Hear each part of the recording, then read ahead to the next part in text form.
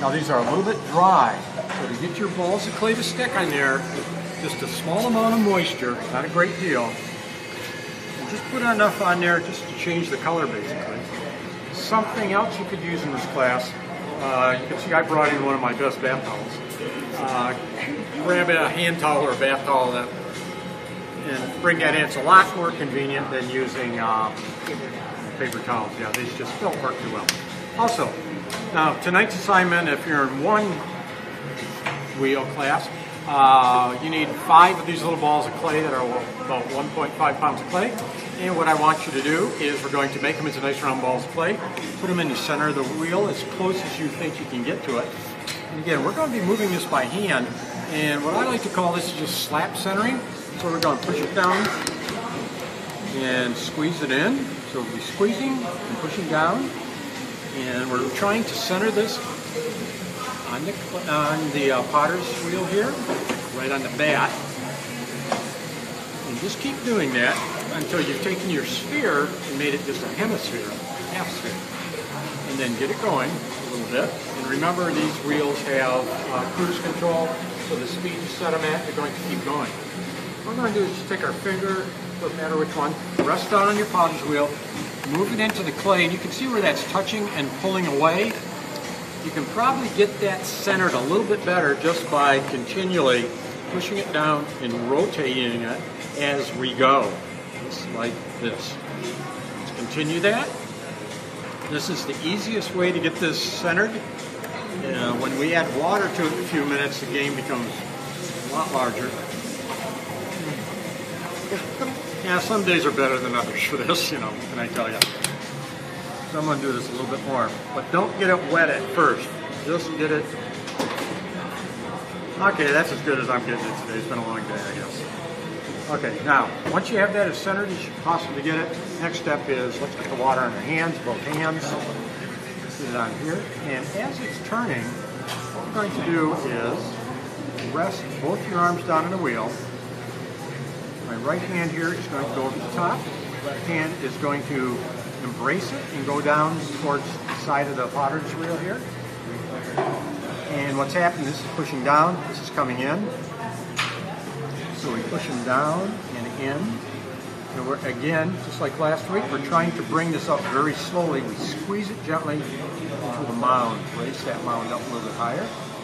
And once we get it here, what we're going to do, cup our hand on the top, make sure you're resting down again, and push this back down. Now notice that when I'm doing this, all my fingers are closed. If they're opened up like this, the clay will peel off onto them. So be cautious, you're not doing that. Keep your fingers closed. Push it down. Let's go back to this again. Push it away, squeeze it in, rest. Your arm should be touching the wheel or your legs. Let's squeeze this, bring it on up, very gently, release the pressure. And let's push this back down again.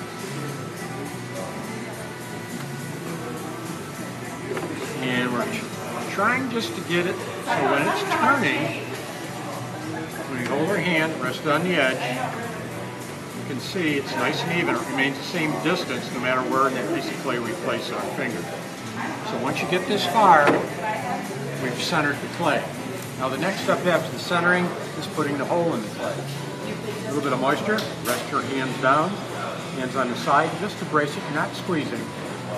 Thumbs together, keep it together, and very slowly you proceed into that ball of clay. And you stop when you think you're about 3/8 to a 1/2 inch from the bottom. How do you know? And stop the wheel, get our needle tool here.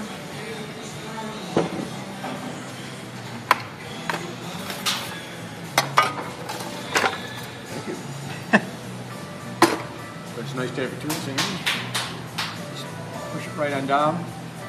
Run your finger down it. That one's about 3/4 inch thick. That's a little bit thick. I want to reduce that down a little bit. I'll just add a small amount of water. Hands on the side, thumbs together. Push them down. Go down a little bit further. Take it back out. Let's stop it and recheck that.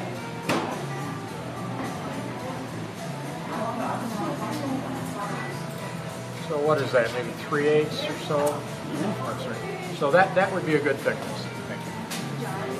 Next step, let's access this piece of clay before we get our hand into it. We want to stretch this hole open wider. So make sure, I'm going to use my left hand. I'm going to be using the side of our fingers here. Let the tips touch the bottom. Rest your arm down. Hand on top, rest it down. And I can use my right hand to help my left hand. And what you do is just gently pull this back towards yourself. Now do this slowly. Don't you go too fast on this, it can crack the clay. And just stretch that out a little bit like that. So we've widened it, so it gives us access to get in here with our hands to thin this clay out. Next step will be, let's get our hands moistened up. I like to lock my hands together like this, go over the edge of the clay, so it's inside fingers to inside fingers like this. You don't want inside fingers to the side of your hand. It's too much drag resistance. Just fingertips to fingertips. Don't rest down. A small pressure with the outside hand. The inside hand is your receiving hand. And you slowly come up the side of that. Just like that. When you get to the top, you might want to just over the top a little bit. Moisten up the inside and outside walls.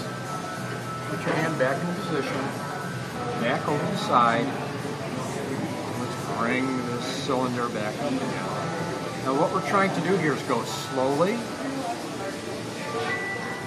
We're trying to make this cylinder so it has evenly thick walls from the base to the top edge. Okay, let's do this again. Now the difference this time is the cylinder is getting taller. I'm not going to be able to hold this arm down on the wheel. So I'll just pick this one up. This will stay down here. They'll still stay locked together in the same position. And again, your hand come up the side very, very slowly. This is what we're after. Now, I want you to keep practicing these tonight. We will cut some of them in half, but we're going to save the best ones, put them in a damp room, and be trimming them next week. So once we get these going here, don't do this to your cylinder. If it's a really nice shape, we'll just keep it. But so what we're after is a cylinder, something of that sort. We want it fairly even from the bottom to the top. If it's a little thicker in the bottom, that's fine. There's bound to be some variation from the top to the bottom. Don't you need that for stability? So, yeah. Anyway, yeah. It helps to be a little bit thicker. So, that's what we're after. All right?